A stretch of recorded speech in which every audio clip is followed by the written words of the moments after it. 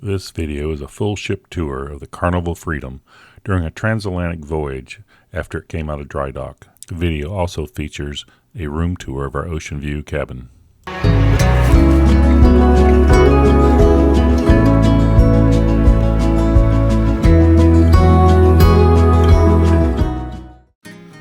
This is the port of Barcelona.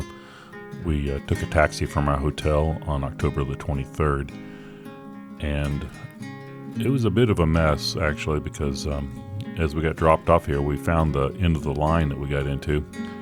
This line actually was just to drop our baggage off.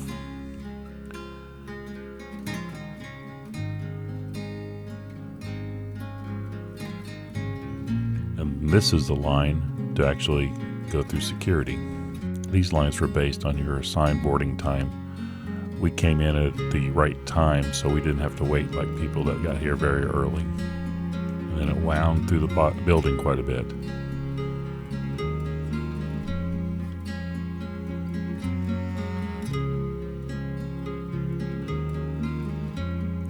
We finally finished security at this point, and we're heading to get onto the ship.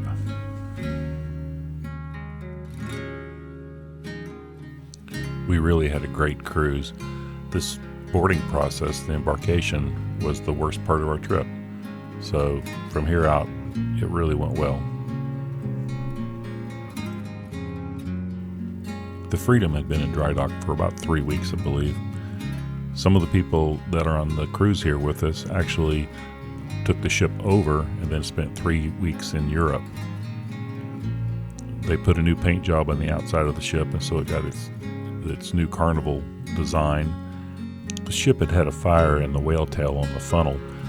They replaced that during dry dock.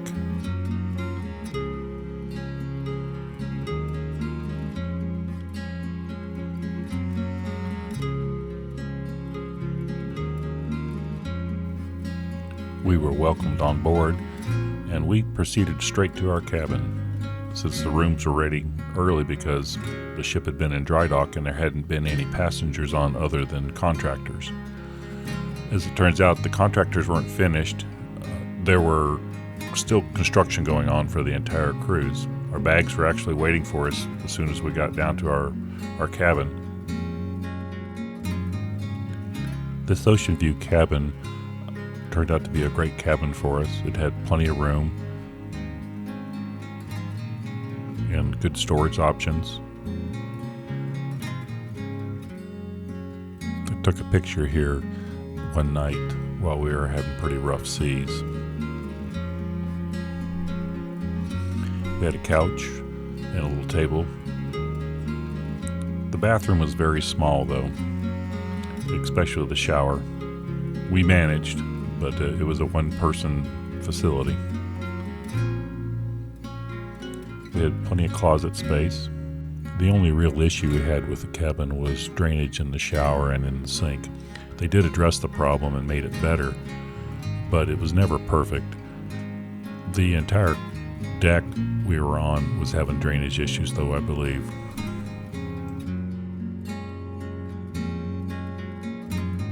We didn't find the safe though until later on, so I didn't show you that. It was above that cabinet you last saw. The end tables had lamps bolted to them with USB ports in the lamps, but the USB ports were wore out, and one of the lamps wasn't even plugged in. And some additional drawers over here for storage. We were able to store our luggage, by the way, under the bed.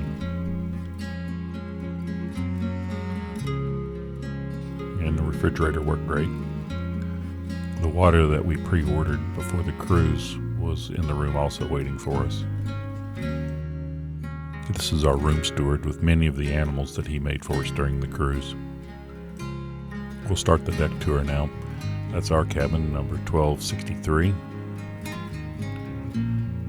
The wall panels on each of the floors where the passenger cabins were had a unique color from each other. We were on deck 1. Deck 2 was passenger cabins also.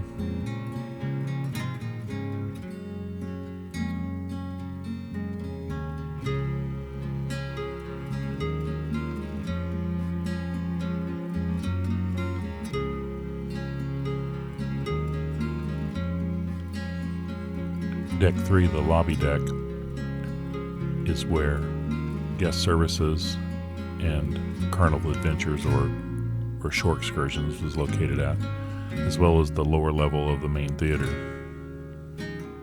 The seating in the theater was comfortable. They had tables where you could set a beverage or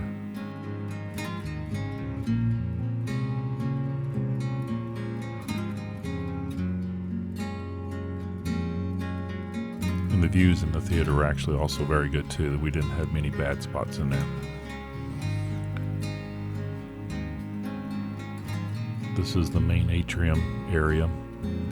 They had a bar here and the stage where they had live musicians there, and they did little game shows and various things there at times.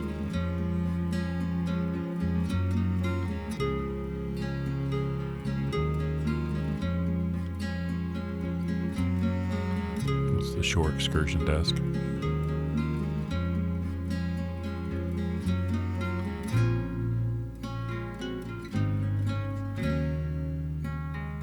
The decor coloring wasn't really my preference, but Carnival does it their way.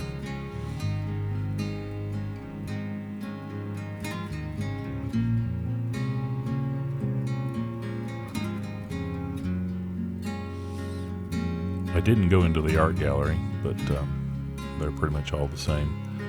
This is the Chick restaurant. This is where we ate most of our meals in the evening.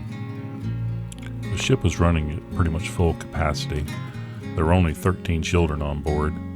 Since it was a transatlantic cruise, you don't see many children. A lot of passengers on this cruise were there on casino offers they had received from Carnival. As a result, the casino stayed very busy.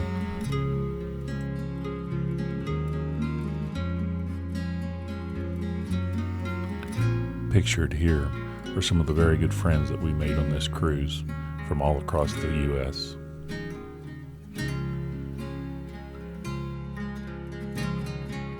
The Chick restaurant here was for anytime dining.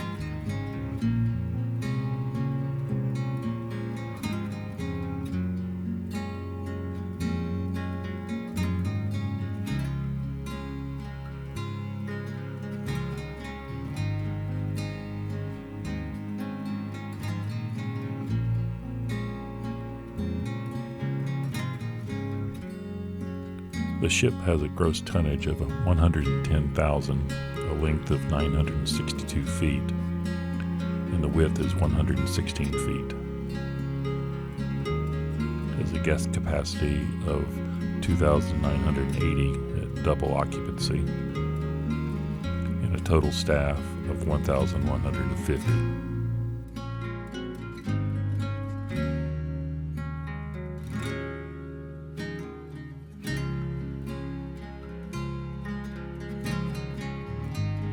Now walking up the starboard side of the ship going forward, and we'll go into the photo gallery. As the cruise progressed, there'd be more and more photographs of passengers all about, where you'd find them and buy them if you like.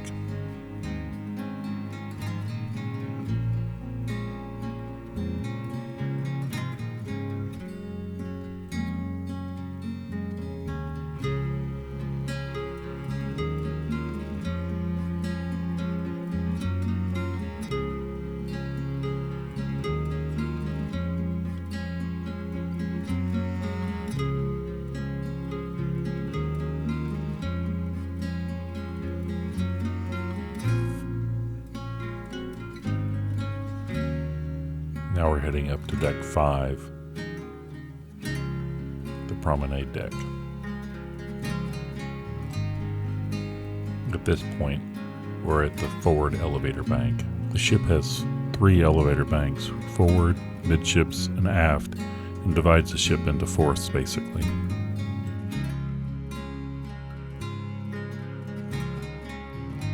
Here's the port side fun shops.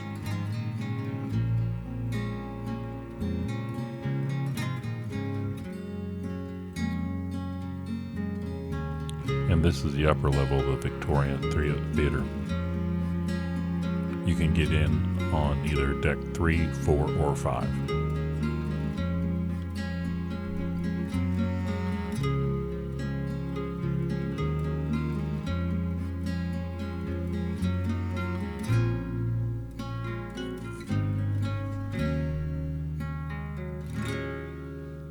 More fun shops here.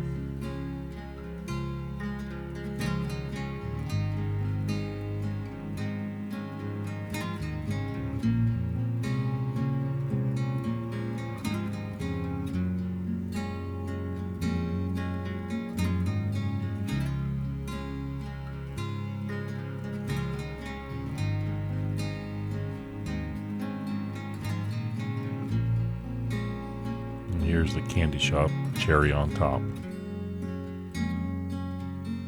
Through that doorway there, you could actually get a glimpse of the casino. I didn't film in the casino because that's not allowed.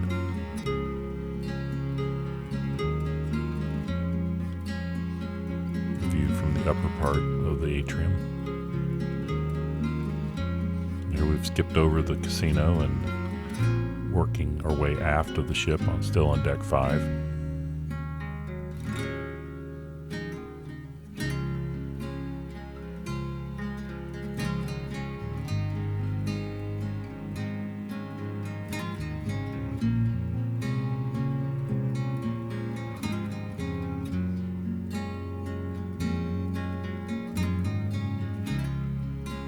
We're now in the mid-ship elevator banks. So it's basically the halfway point in the ship.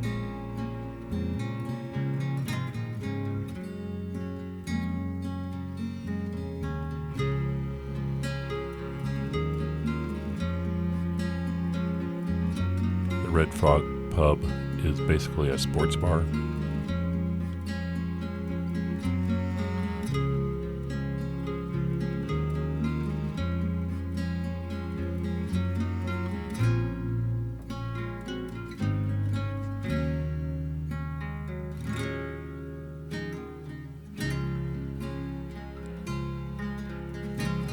I did this tour, I think about 4 o'clock in the morning, so tried to catch it when there weren't many people around. But I did have access to most everything.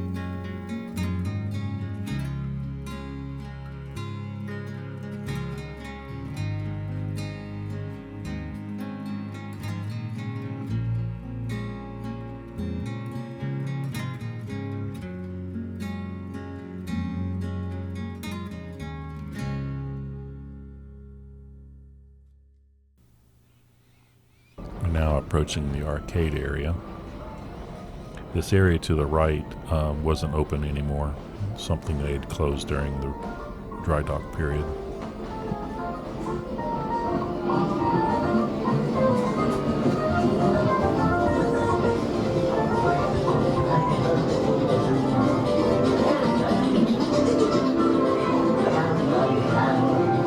I never played any games or anything here, so I couldn't tell you how much they cost.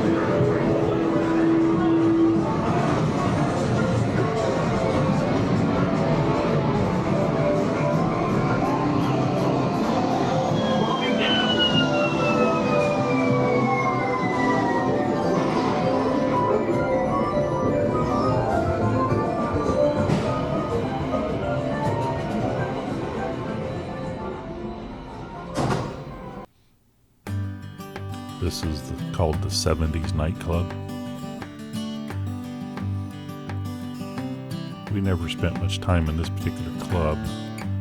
We did have to come in here one time to pick up our passports after they had been held for going into one of the countries we'd been in.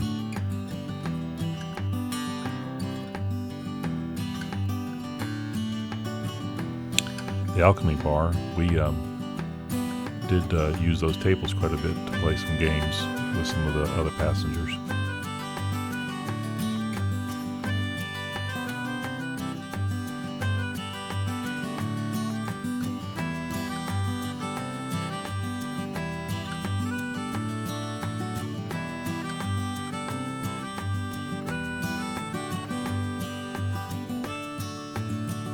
This area is called Scott's Piano Bar.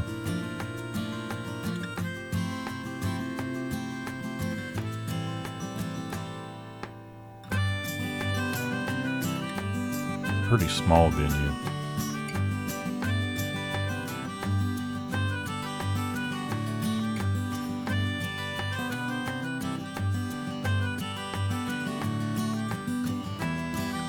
We went in there one time and it was extremely crowded, so we didn't stay.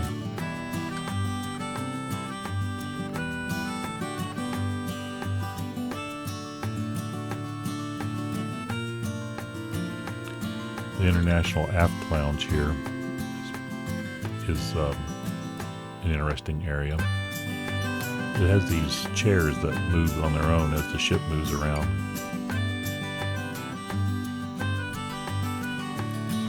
They held various talks and things like that here. We did see a couple of cooking demonstrations that you'll see pictured in a moment.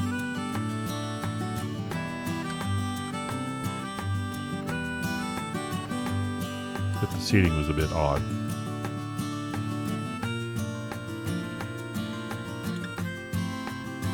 During the cooking demonstration, they did provide us samples of what was cooked.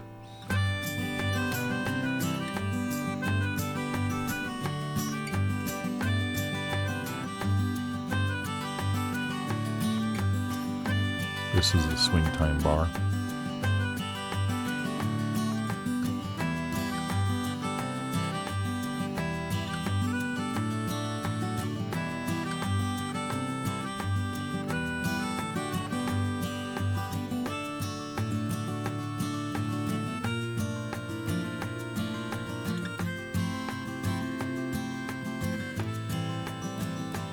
The Posh restaurant is below this area here and goes to the back of the ship from this point on.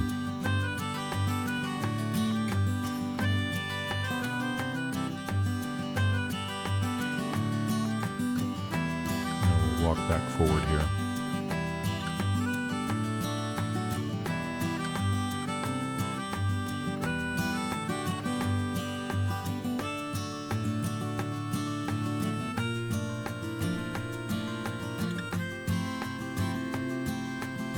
They had this set of stairs that could take us back down to level 4 or deck 4.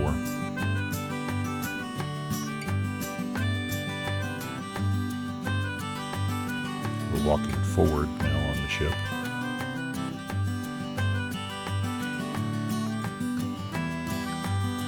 And this is the O2 Club for the teenagers.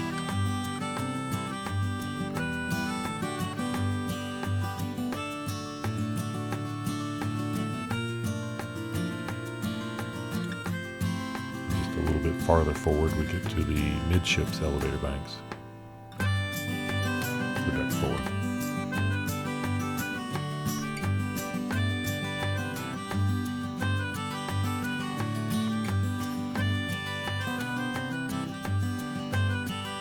Walk back now along that same passageway, and there's those stairs that we came down from deck 5.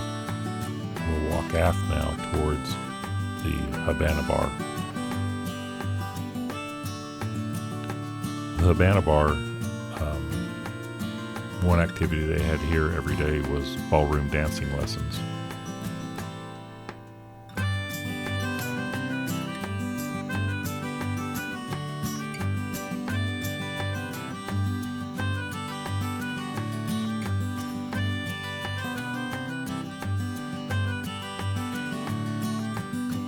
Now we're at the aft elevator bank.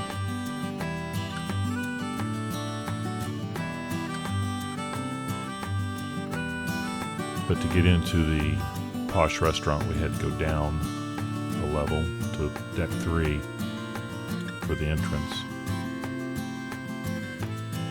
The Posh restaurant was assigned dining times, were like early or late basically. And they also used it for breakfast in the morning if you wanted a little more formal breakfast rather than going to the buffet in the Freedom restaurant. And we're at the very rear of the ship here, so those windows there actually overlook the the stern of the ship, the back.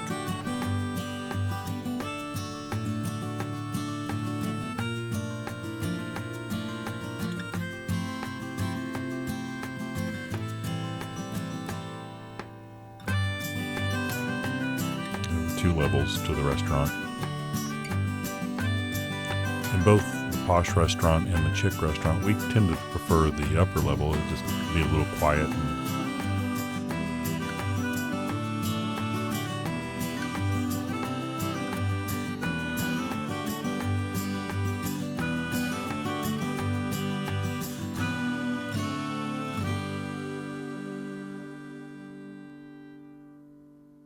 Now we'll jump in the elevator here. Because that restaurant is kind of in a weird place that it's not easy to access. Deck 6, 7, and 8 are passenger cabins only.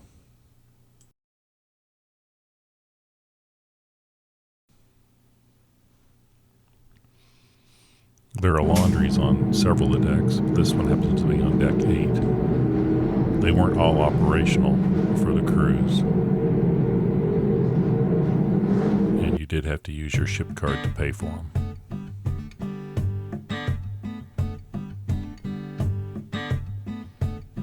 And now we're up on the Lido deck, deck 9. They serve breakfast up here. From various stations where you could get omelets and things like that made. So they multi-purpose some of the restaurants, like the Mongolian Walk back there was made to order omelets. And of course, the buffets also serve lunch and dinner, as well as there would a lot of times be food out late into the evening, cookies and that sort of thing. The Freedom has a small sushi restaurant here. I think the larger ships, the newer ships, have a much larger sushi option.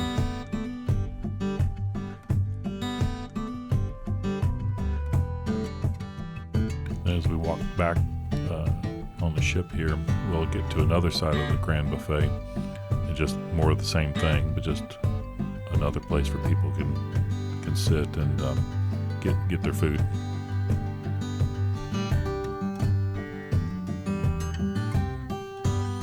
They have drink stations spread out through the whole area. We're now in the aft elevator bank, but we're just basically walking through here to get to the pool in the back of the ship.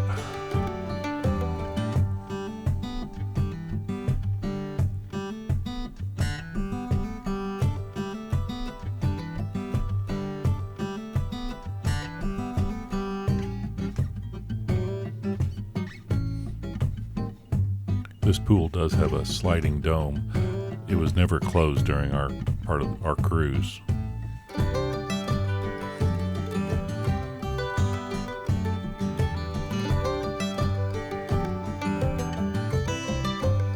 Here's the Pizza Pirate. It's the only pizza restaurant on this ship.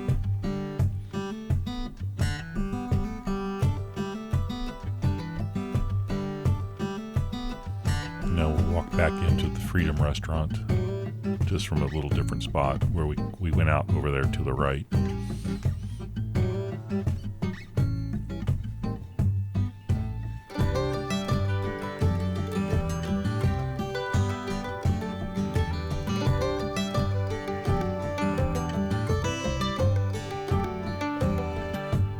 Go upstairs now to the barbecue restaurant area. These tables worked out pretty good for us. We met with our friends up here every day during sea days, which we had several because it was a transatlantic crossing, and we'd play card games and things like that. The barbecue here was actually very good.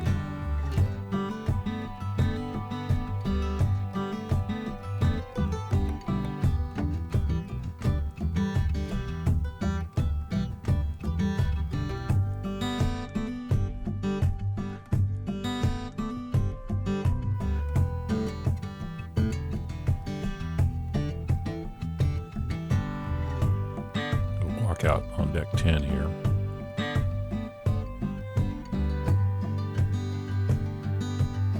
You can see that sliding dome that can go back over the endless pool. One thing I forgot to go by when I was on this tour was the Sun King Steakhouse. I went back later and got a few pictures, but it's to the front of towards the front of the ship from where I walked out there.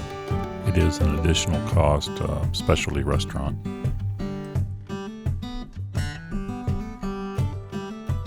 You can see the whale tail here in the early morning.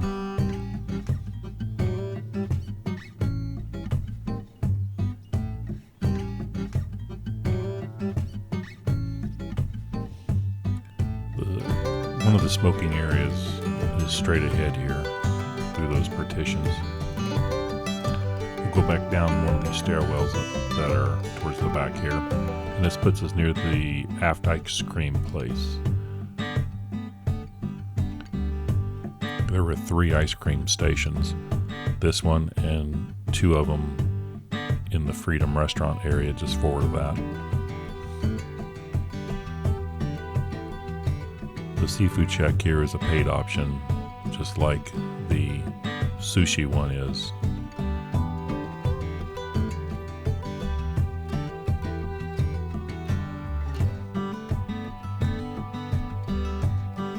Go back into the Freedom restaurant here.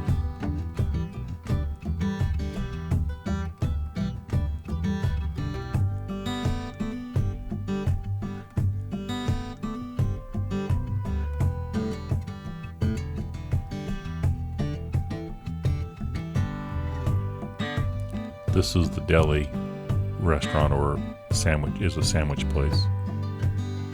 Tawny really enjoyed the ham and cheese.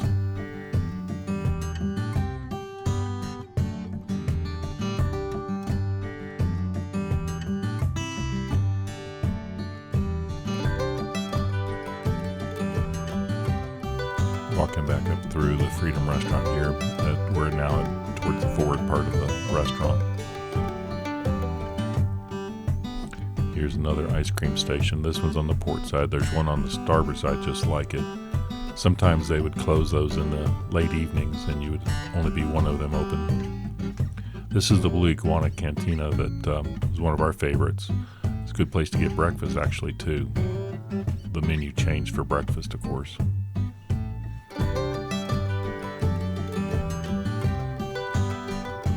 This is the pool in the midships area called the Timeless Pool. And then this is Guy's Burger.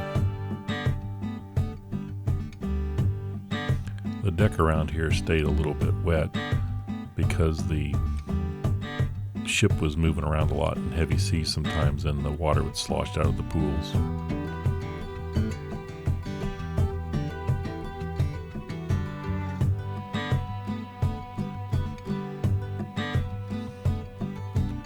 Frog Rum Bar, which is similarly named to the Red Frog Pub downstairs. Carnival Seaside Theater. All through the day and into the evening, a lot of times they would have movies showing, and they would let you know in the program for the day what was there. There's a towel station where you could exchange your beach towels. You were supplied with 2 towels with Carnival, and if you had to keep a hold of those, otherwise they would charge you for those. My camera lens was fogging up a little bit with the moisture outside and the camera being a little bit cold.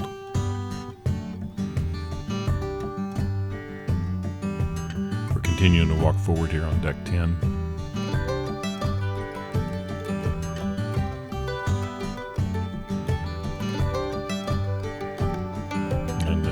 Passenger cabins in the forward part on deck 10. We're in the forward elevator bank there and heading up to deck 11, the spa deck, and there's passenger cabins up here. Go into the spa area here. The left side was where men would enter in through their locker room.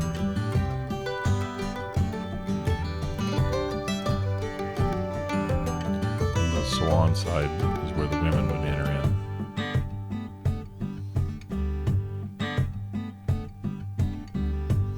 And then you could get to the fitness center here.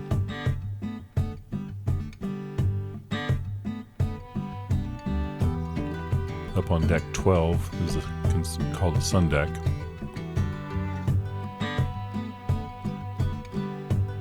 We're in the forward part of the ship yet. And this is the Camp Ocean, which is for the younger kids.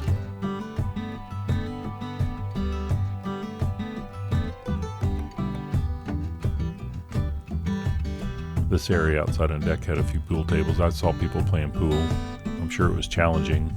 And that ping pong also when the ship was rolling about. They have an area here called for the playground for Camp Ocean that kids could play in, little kids.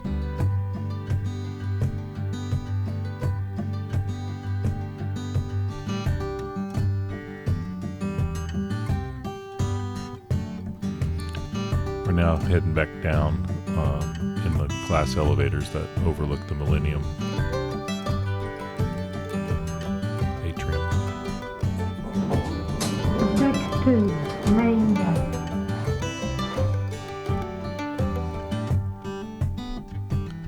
Quickly, I'm just going to take you down from deck 2. Those elevators only go down to deck 2. They don't go down to deck 1. And then below deck 1, this is where, when we had to get off the ship for a tender or for some of the ports, we'd get off on deck 0. The medical center is also down here someplace.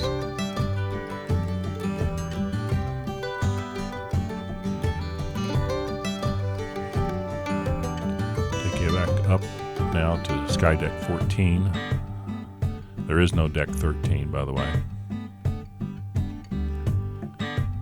This is where you would enter the water slides right here.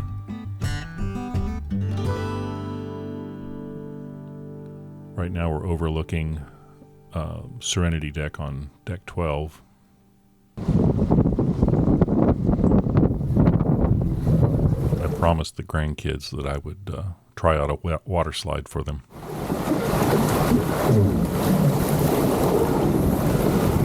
I asked the attendant if I could go down with my camera, and he said I could go down this one with my camera, but the enclosed one I could not. I did do the enclosed one also.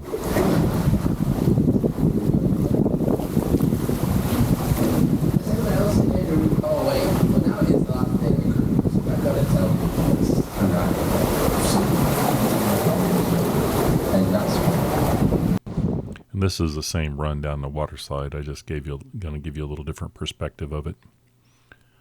I'm using my 360 camera for this tour.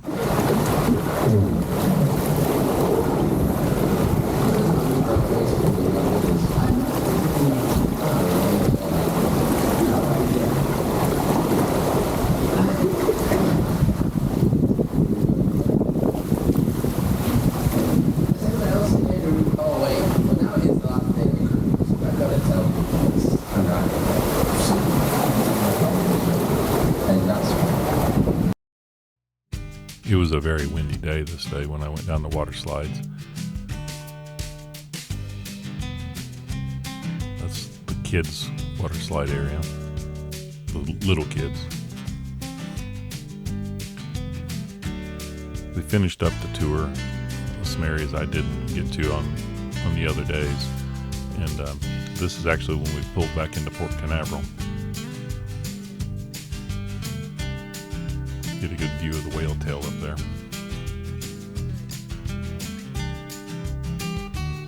This is the walking track, and it goes right past the sports deck there. And this is where you'd get into the sports deck. We're walking behind the Seaside Theater screen right there.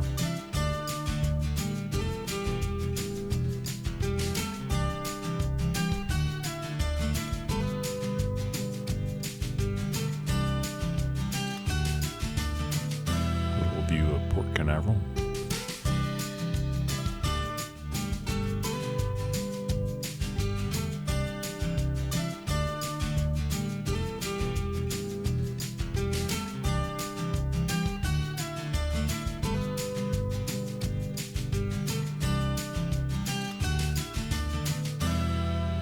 better tour of the Serenity area. This is one of our favorite areas. Those clamshell things there, I'm not too sure about those, but we really enjoyed the lounge chairs with those thick cushions on them. And saw a lot of people spending time in those whirlpools. There's a towel station here because the Serenity area had the yellow towels available for you to get, so you didn't have to bring up your own beach towel. They had a bar there, a small bar there with you could get water and things like that without having to go to other areas of the ship. This concludes the tour, and I hope you found it useful and informative. Thanks for watching.